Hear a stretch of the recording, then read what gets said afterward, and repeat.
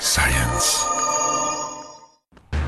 Des panneaux solaires au milieu des collines arides iraniennes, le symbole des efforts déployés par la République islamique pour se sevrer des combustibles fossiles et de l'énergie nucléaire. Des projets solaires à grande échelle ont été développés en Iran depuis un an et l'élection du modéré Hassan Rouhani.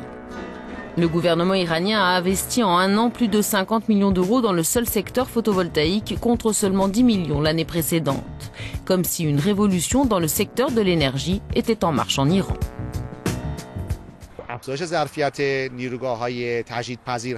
Nous sommes en train de renforcer la capacité de nos centrales dédiées aux énergies renouvelables.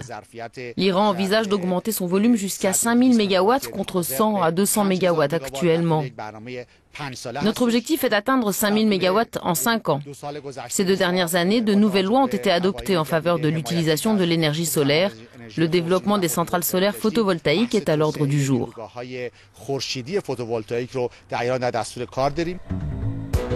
Les réserves de pétrole et de gaz en Iran sont parmi les plus importantes du monde. Mais les sanctions internationales liées au programme nucléaire iranien ont limité la production et le raffinage des ressources naturelles du pays, affaiblissant par la même occasion l'économie iranienne. Pourtant, avec ses 300 jours de soleil par an, le pays est l'un des endroits rêvés pour développer l'énergie solaire. L'utilisation des panneaux solaires peut être très utile en Iran parce que nous avons de longues heures d'ensoleillement en raison de la situation géographique du pays. Utiliser des panneaux solaires peut donc se révéler très productif. Si les panneaux solaires respectent l'environnement, ils permettent aussi de maintenir une économie rurale à l'heure où l'Iran négocie avec les puissances mondiales sur l'évolution de son programme nucléaire. Via des subventions, le gouvernement iranien encourage les particuliers à installer des panneaux solaires chez eux.